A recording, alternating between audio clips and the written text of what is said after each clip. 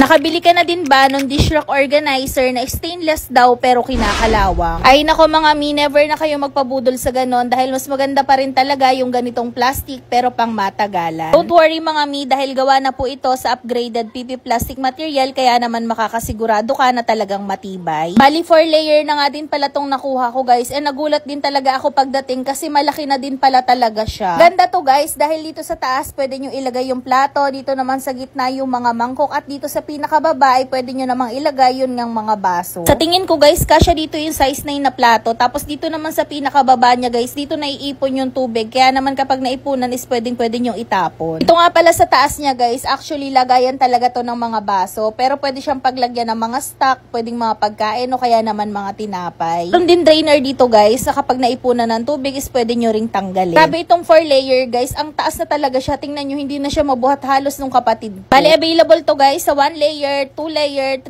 layer at dito sa 4 layer. Kaya naman kung bet nyo rin to, ilalagay ko sa baba yung shop na aming napagbilhan.